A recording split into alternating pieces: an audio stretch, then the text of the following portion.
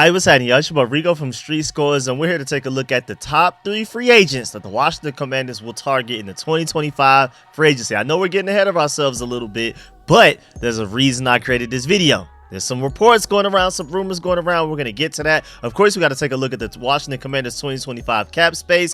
And this is my realistic wish list. So I'm not just bringing guys out of absolutely nowhere. I'm going to explain exactly why I feel like there's a good chance that we could get all 3 of these free agents. Of course, these are at top team needs. We're going to break all of that down and more. But before we do, make sure you stiff arm that like button, stiff arm the subscription button, and stiff arm the bell next to that subscription button so you get notification each and every time I release an informative and opinionated video just like this one. Make sure you stiff arm that like button. Stay tuned. I'm coming up with videos daily. I ended up super busy today, so technically this one did not actually come out on November 17th, but it's still late at night. I haven't gone to sleep yet, so shouts out to my late night crowd. Stay tuned. I'm gonna keep y'all updated on everything Commanders. I can't wait for this injury report that comes out Wednesday so we can get to see like what's going on with the team leading up to this Cowboys game. But instead of getting into too far of a rant, let's go ahead and dive into this video right now, man. Let's get it.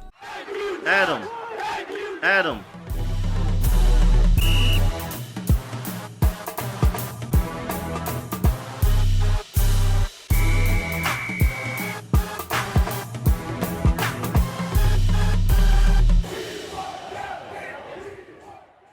All right, so first of all, the Washington Commanders will have $103,752,000 worth of cap space to work with in 2025. Is that a lot?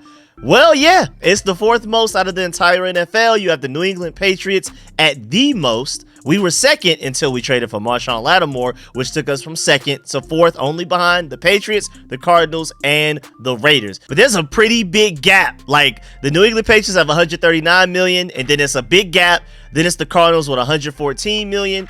Then the Raiders with $106 million. Then us with $103 million. Then there's another big gap going to 5th, who are the Chicago Bears with only $81 million. So just to put it into perspective, that there's like different tiers. The New England Patriots are in their own tier of cap space in 2025. Then you have tier 2 of the Cardinals, Raiders, and the Commanders. And then it's tier 3 Bears all the way down to, I mean, I guess after that, everybody's kind of close. Nobody is more than $10 million away from the team higher on the list. My point is, we will have a lot of cap space to work with in 2025. We're going to talk about later on in this video how we are one of the top free agency destinations in the NFL, even more so than either team that's above us in cap space, but even more so than a lot of the teams that are near us, behind us on that list as well. My point is, we're going to have a lot of money. Players are going to want to come to the Washington Commanders. It should be a really fun 2025 offseason. I don't think we'll ever live up to the same hype and amazement that we got from the 2024 offseason, because you just can't beat like going from firing Ron Rivera and Martin Mayhew getting displaced. Basically, like if you've seen Office Space, how they kept moving Buddy with the red stapler around. That's kind of Martin Mayhew right now, basically, essentially. But hiring a new GM, Adam Peters, and new head coach, new entire coaching staff, except for like maybe 2 or 3 positional coaches, then pretty much half of the roster gone. I mean, that was like the biggest change from one season to the next in NFL history. Arguably, I mean, at least in our franchise's history. I just don't expect us to have as an eventful of an offseason as we had just this past offseason. But I don't think the 2025 one will disappoint. I don't think we're going to go slow and steady. I think it's going to still be very exciting. My point is, you just can't really outdo what we did in 2024, because we changed everything from top to bottom. I mean, we completely demolished the whole building, and we started from the ground up, from the concrete to everything up to the roof. But you also do got to remember, though, that we have a lot of players on 1-year deals currently. So we do have the 4th most cap space, and that's nice, but it's pretty misleading to be completely 100% with you. I don't want to sit here and clickbait you and act like, oh, the Commanders have the 4th most cap space. When we go to the 2025 offseason, we're going to have all of those millions of dollars to spend. It's not like we literally just have $103 million to spend on outside free agents from other teams. We still need to make sure we re-sign our own guys. So we won't have the level of flexibility as people assume, but I'm assuming we will still make a lot of moves. Again, I'm very sure it's going to be very exciting. The only sad part is that it's just not a really deep free agency class. I feel like the 2026 free agency class will probably be a little bit more exciting as far as like availability of free agents, like top tier talent at different positions. But 2025 offseason, I still think we'll be locked and loaded, even though Bobby Wagner Marcus Mariota, Jeremy Chin, Cleveland Farrell, Tress Way, Dante Fowler, even Michael Davis, Zach Ertz, Cornelius Lucas, Michael Dieter, Jamison Crowder, Noah Benogany, Benjamin St-Juste, Olamide Zaccheaus, De'Ami Brown, Noah Brown, Jeff Driscoll, Jeremy McNichols, Mikael Walker, John Bates, and Derek Forrest. All of those guys on the final years of their contracts, and all of them are unrestricted free agents. Not a single restricted free agent, none of it. All unrestricted free agents that will be complete free agents and will be allowed to choose whatever team they want to go to next year as soon as the 2024 season ends. Now, hopefully it ends later rather than sooner. Hopefully it ends after a Super Bowl or at least some form of postseason success. But either way, those are 21 players and a lot. I mean, of course, we don't really care about re-signing all of them. But just to name off a few that I know we will want to bring back. I mean, Bobby Wagner, even though by then he will be 35 years old, but he's still playing pretty well. And if we don't have like an immediate replacement that we draft or something like that, I'm excited about Jordan McGee, but maybe we want to bring back Bobby Wagner again, even at 35 years old for a very cheap contract. Then you have Jeremy Chin, definitely bring him back. Cleveland Farrell, maybe for something really cheap. Tress Way, yes, please. Bring him back. Dante Fowler, bring him back, especially if it's something fairly team-friendly like what he just signed for this year. Michael Davis and Zach Ertz, if he still has anything left in the tank, maybe bring him back for cheap. Cornelius Lucas, that's your swing tackle. Bring him back for fairly cheap as well. Jamison Crowder, maybe. I mean, he's been dealing with an injury this entire season. That's why we're still dealing with Olamide Zaccheaus as a returner. We'll see. Noah Benogany's been solid in the slot. Maybe. Benjamin St-Juste, I mean, if he finishes the year strong, especially with Mike Sarver still and Marshawn Lattimore covering the best corners of the other team, the top two corners, Benjamin St-Juste, all you got to do is worry about wide receiver number 3. My fault, I said corners, but Benjamin St-Juste will be responsible for corner number 3, or at best, like a really big, tall receiver, even if he's not cornerback 3 or later. But either way, if he finishes the season strong, covering against wide receiver 3s rather than wide receiver 1s like he's been doing most of this season, which is quite likely, maybe we'll bring him back for extremely cheap. Olamide Zaccheaus, stop muffing punt, stop dropping passes in the receiving game, and maybe you'll get re-signed. De'Ami Brown, he's our screen guy. Maybe we bring him back. Noah Brown, I'm quite sure we'll bring him back, even though he hasn't been perfect, which is why we're going to get to a wide receiver in free agency soon. But Jeremy McNichols, I would like to bring him back as like another, as that third or fourth running back again. Mikael Walker's played decent snaps and had an impact. Maybe we bring him back as a backup linebacker. John Bates, love him as a blocker. And Derek Forrest, at the very least, is a strong special teams player. You may want to bring him back. So just to remind you, yeah, we do have the 4th most cap space, but that's not including those contracts because you're already projecting those guys as unrestricted free agents. They have not been re-signed. So ultimately, if you're trying to be really realistic about it, maybe we're closer to the Bears than we think as far as cap space goes. But either way, even after you re-sign a lot of these guys that we may want to re-sign, you're probably still at least in the top half of the league in cap space. But most importantly, remember, the Commanders are starting to turn into one of the top free agency destinations in the NFL. I mean, some players may even be willing to take less money to come play for us than they would for another NFL team. So regardless of how the cap space is working, you know how teams always find a way to reload and add more talent, even though they're already really good, even though they don't have a lot of cap space. We're starting to turn into that team. I mean, that was literally said by NFL players themselves that they were trying to get to the Washington Commanders before that trade deadline. So we probably will have our pick of the top candidates if we really want them, because they'll be calling us rather than us calling them like we've had to do under Dan Snyder. I mean, just right before the trade deadline, Adam Schefter reported himself that players want to be traded to the Commanders at the deadline. Literally did an entire article saying, and this is just the first couple of sentences. Here's a sentence that hasn't been written or uttered this century. Since before Dan Snyder owned an NFL franchise, players want to wind up in Washington playing for the Commanders. In recent weeks, again, this is before the trade deadline, there have been players who have privately stated or told their agents that they want to be traded to the Commanders, league sources told Adam Schefter and ESPN. Now, if players were telling their agents to trade them to the Commanders, imagine how much players will be willing to leave their teams for free. Like, you mean that the Commanders don't even have to trade for me? I could just leave in free agency and all y'all got to do is just pay me the money that I want? That's it? So now imagine how many players are looking at us that didn't get a chance to come via the trade that are like, ooh, but for 2025 free agency, as soon as I'm available, or even looking ahead to 2026 free agency, as soon as I'm available, I'm going there as soon as I can. Those guys look like they're building something special, which takes me to my first free agent. You have wide receiver Tee Higgins from the Cincinnati Bengals. And first of all, there was a report just back on November 13th, technically 4 or 5 days ago.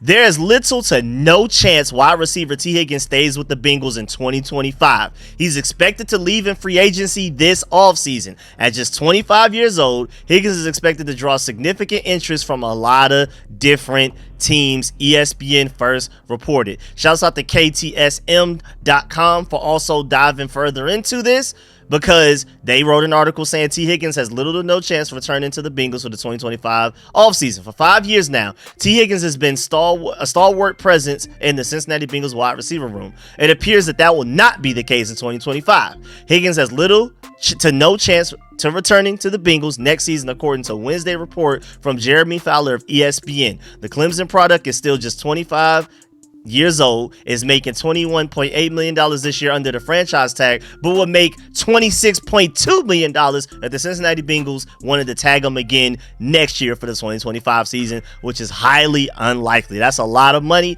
He probably won't even make that much money annually. I mean, I just doubt that the Bengals will be willing to tag him again. We've seen even from the burgundy and gold side that franchise tagging players never works out long term. Rarely does, especially for an over $26 million 1-year deal on that tag. I don't see it happening.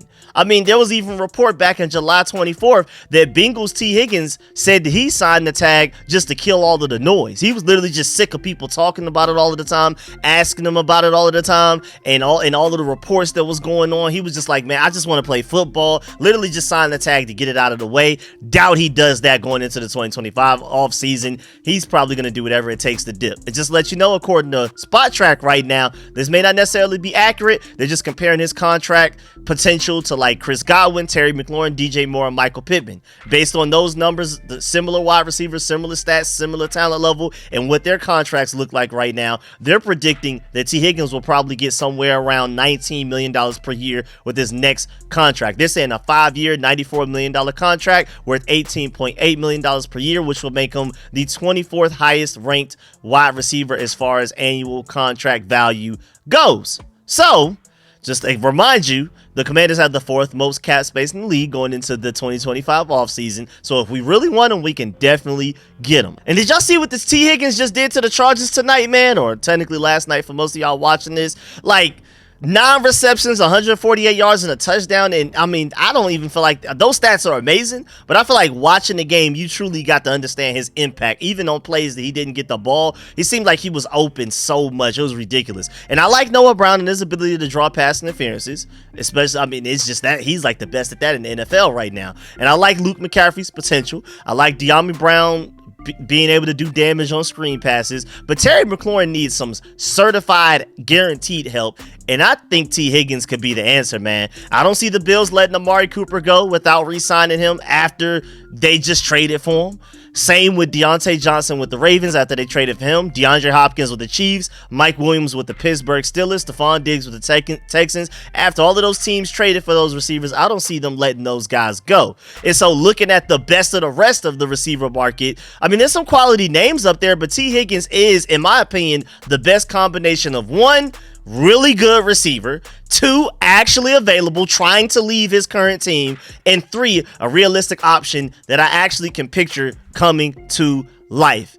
I mean, I'm telling you, with all of the reports, I think there's real interest there. Remember all the rumors and reports we've been hearing since like the past 8 months about Tee Higgins potentially going to the Commanders and even just a trade?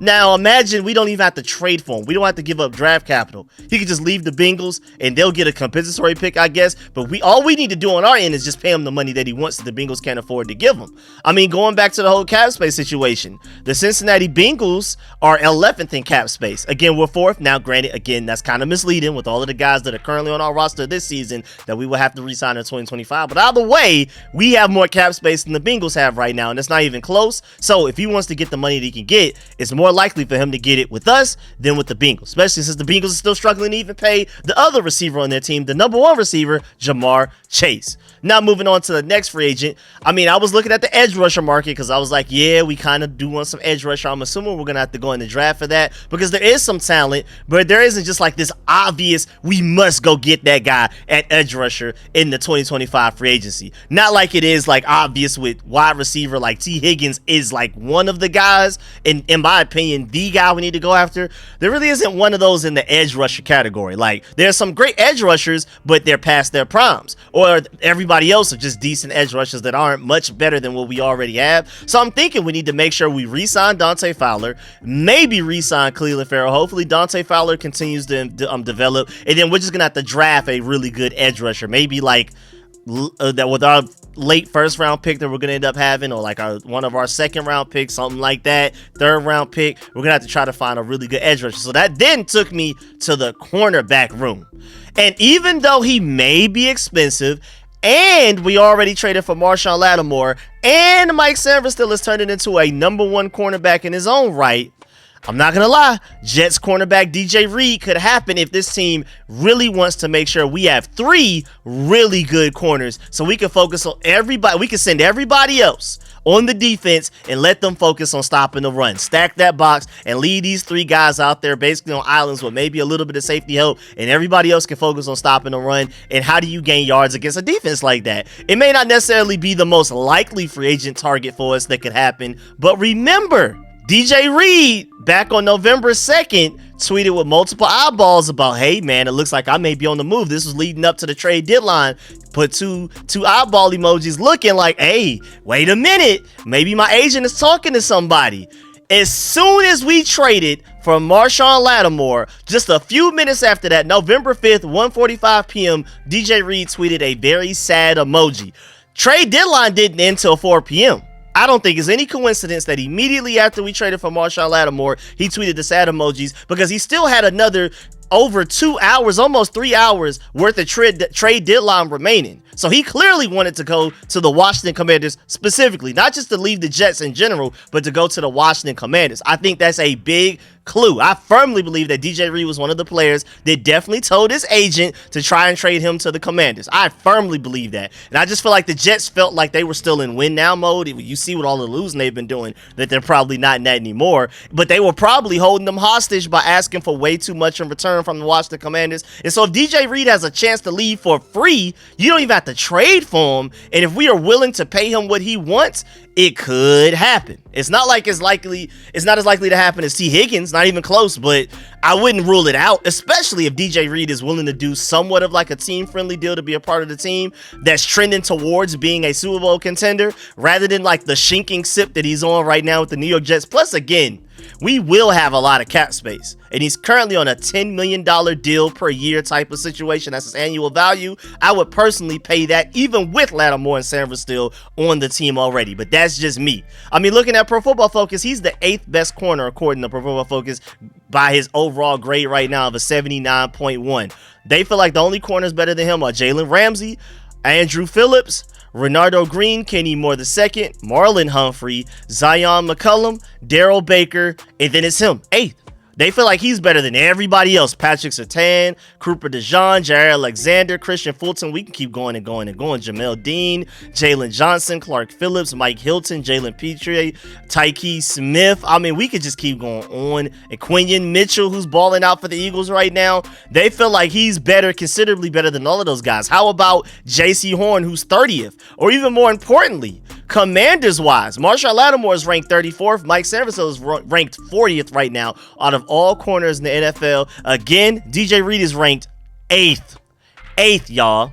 So, some people would even argue that we should have traded for DJ Reed instead of Marshawn Lattimore. I personally prefer Lattimore. I'm happy that we made that trade. But DJ Reed is a great corner as well. And also, DJ Reed was probably the more injury-prone guy before 2022, but ever since 2022, DJ Reed has been the healthier corner between him and Marshawn Lattimore. Again, I'm happier that we traded for Marshawn Lattimore, especially since his contract has another 2 years after this season. He's on contract all the way through the 2026 season. He's not a free agent until 2027, and none of his money is guaranteed after this season. It's like the perfect contract situation for us right now. We can even extend him to make his contract even more team friendly for the Commanders if we really wanted to, since he doesn't have any guaranteed money left. So I feel like if you had to pick between the two, trade for Marshon Lattimore, sign DJ Reed in free agency, or vice versa, I feel like we're going about this the right way right now. I think there is a solid chance that we go after DJ Reed. The only argument against it is that he's gonna probably ask for too much money. If he doesn't, why not? Because he really wants to come play here. At least that was before the Marshon Lattimore situation. Maybe he still would. We'll see. But of course, even just comparing him to his current team like we did with Tee Higgins with the Bengals, the New York Jets don't have a lot of cap space. I mean, again, we're 4th. The Bengals are 11th. The New York Jets are 20th in cap space right now. 20th. I feel like we'll have more than double the cap space they have even after we re-sign all of the guys that we want to re-sign. So that's not even misleading. Now moving on, if the Commanders want to move on from Jonathan Allen after this season, or maybe even both of them, Jonathan Allen and Daron Payne, even though I would personally at least want to keep one of them, but I would even make an argument that maybe we just try to go ahead and kick the tires on maybe allowing both of them to go out there and play together again. But say we do move on from one of them, especially like Jonathan Allen specifically, if I'm reading this contract correctly, it looks like we would save $17 million against the cap space if we cut Jonathan Allen. He's on a $23 million cap hit right now for 2025, but if we cut him, he will only leave him behind a $6 million dead cap type of cap hit. So we would end up with $17 million in savings if they wanted to do so. So again, 4th most cap space in the NFL. If you cut Jonathan Allen, that actually takes us right back up to 2nd in cap space, above the Cardinals and the Raiders, only behind the New England Patriots, just to let you know. And so that if they did cut or even find a way to trade him after he gets back healthy, and we wanted to go get another interior defensive lineman, this is just completely hypothetical, but we could be looking at Titans defensive tackle Sebastian Joseph Day. Kind of a late bloomer a little bit, sort of like a veteran. He's like 29 years old right now. And remember, there were reports that the Titans were even trying to trade him before the trade deadline, and several Super Bowl contenders were interested. And I believe that means we should be as well, because I feel like we're also looking at ourselves as Super Bowl contenders. And right now he's coming off of a 1-year, $4 million contract deal. I mean, really cheap 1-year prove-it deal type of thing. And I doubt he will be that cheap after this year that he's having in 2024. I mean, just to look at Pro Football Focus. Right now, he's ranked the 39th best defensive tackle, interior defensive lineman in the entire NFL. Just for reference, Daron Payne is 67th out of 121 defensive tackles. Sheldon Day hasn't even played enough snaps to like actually receive like a ranking, but he has the 2nd highest Pro Football Focus grade from all of our interior defensive linemen. Jonathan Allen is 3rd with an 82nd out of 121. Jazon Newton, our boy Johnny, he's been great. At times, he's had a lot of flashes, but they still have him ranked 103rd out of 121. And for Darian Mathis, I feel like he's had a pretty good season. They have him ranked 118th out of 121. So if our best guy is 67th and Sebastian Joseph Day is ranked 39th, I feel like that's a big time upgrade, especially if you're replacing Jonathan Allen, who's ranked 82nd, for Sebastian Joseph Day, who's ranked 39th. I also feel like that's an upgrade because I feel like he'll also be cheaper as well. So let's just say he doubles what he made 2024 wise. He made $4 million this season. Let's just say we double that to $8 million. Just say we do that. Ultimately, we would end up signing Tee Higgins, DJ Reed, and Sebastian Joseph Day for a total of $37 million per year, like as far as like annual contract value goes. Like still less than $40 million, even if you want to round it all the way up another $8 million just in case, to give Tee Higgins a little bit off some to the side, give DJ Reed a little bit more, give Sebastian Day a little bit more. Just say these 3 guys equal up to $45 million. We can still afford that easily, especially again if you're going after Sebastian Joseph Day. That means that you cut at least Jonathan Allen, which also saves you an additional $17 million. So I'm telling you right now, this is very realistic. I could definitely see this playing out, but of course That's the end of this video. Please stiff arm that like button, stiff arm the subscription button, stiff arm the bell next to that subscription button so you get notification each and every time I release an informative and opinionated video just like this one. Most importantly, please let me know in the comment section how you feel about these 3 names. Do you feel like they're realistic or not? Do you even want these names? Even if they are realistic, are you actually interested in Tee Higgins? Are you interested in DJ Reed, even though he's like 30 going on to 31? How do you feel about Sebastian Joseph Day? Do you prefer to just go ahead and cut Jonathan Allen and go ahead and sign Sebastian Joseph Day for cheap and potentially a better player, and what a lot of people's eyes would say? I mean, I still love Jonathan Allen. Again, if it were up to me, I would just go ahead and let Jonathan Allen, Deron Payne run it back just one last year. But I can see the argument for why some people would prefer to cut Jonathan Allen, save $17 million, and then only take like half of that and give it to Sebastian Joseph Day, who a lot of people, most people would say was having a better 2024 season even before Jonathan Allen got hurt. So let me know how you feel about all of that. Bringing in DJ Reed, even though we already have Marshawn Lattimore, Mike Sarver still. Bringing in Tee Higgins, even though we have all of these other receivers. Let me know how you feel about all of that. Let me know if you agree or disagree with any of my points, but also let me know if you feel like it's realistic. Let me know if I'm tripping. Please, I'm going to try my best to read and reply to as many comments as possible. And of course, please make sure you stiff arm that like button before you leave this video. Hit that like button. I really appreciate it. I'm going to catch y'all later. I'm going to try my best to read and reply to as many comments as I can. I'm going to catch y'all later. I'm out.